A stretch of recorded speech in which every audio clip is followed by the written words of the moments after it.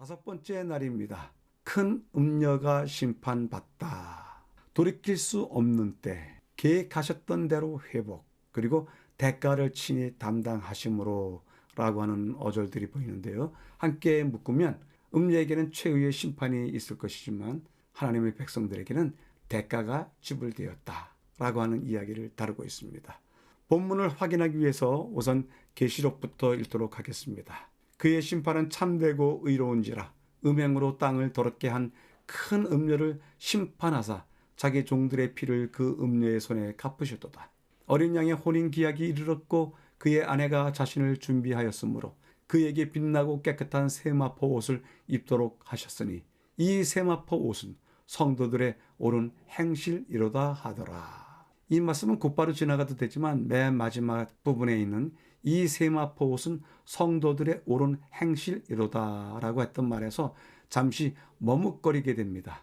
우리가 믿음으로 그리고 하나님의 선물로 구원받는 것이 분명하지만 우리에게 입혀주시는 옷은 성도들의 옳은 행실이라고 합니다. 누군가 이 세상을 떠나도 남는 것은 그의 말로 인한 믿음의 선언이 아니라 그의 행실로 인한 흔적만이 그의 이름값으로 남게 될 것이라고 하는 생각이 듭니다. 이 구절은 음녀의 심판과 그리스도와 신부의 결혼이라는 두 사건을 동시에 그리고 있습니다.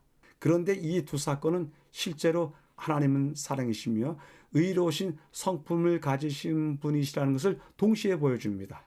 첫째로 음녀의 심판이 하나님의 사랑과 성품을 나타낸다는 것은 다음과 같이 설명할 수 있습니다. 부정에는 매우 고통스러운 대가가 따릅니다. 그 여파는 자녀와 다른 사람의 삶까지 영향을 미칩니다.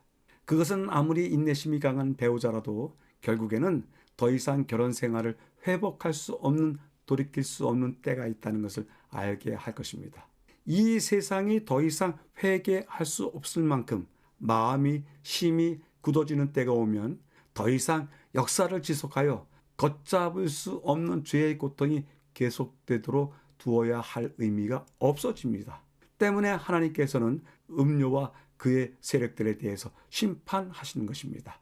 그것이 그들에게 오히려 하나님의 사랑 그리고 하나님의 의로우신 성품을 드러내는 일일 수 있습니다.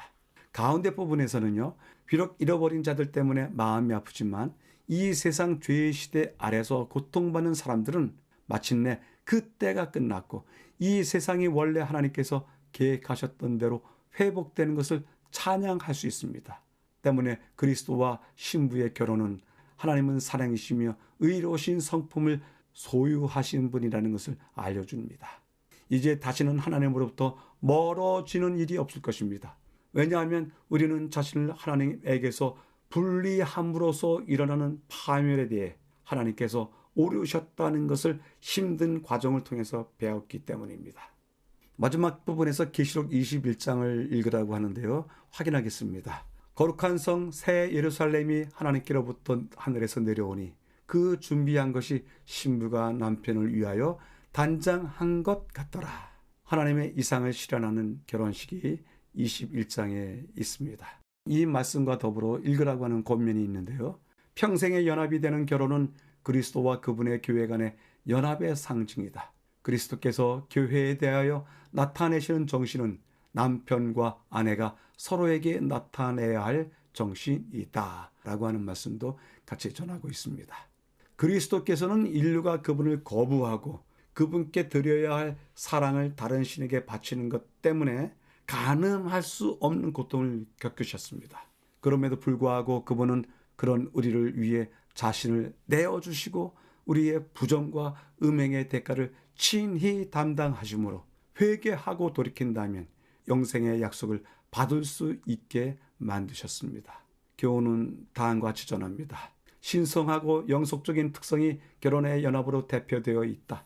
주님께서는 엄숙한 언약으로 친히 당신의 백성과 결합하셨는데 그분께서는 그들의 하나님이 되실 것을 약속하셨고 백성들은 하나님의 소유가 되는 동시에 하나님께만 봉사할 것을 맹세하였다. 주님께서는 내가 네게 장가들어 영원히 살되 의와 공변됨과 은총과 긍휼이 여김으로 네게 장가들며 나는 너희 남편이니라 말씀하셨다 전하고 있습니다.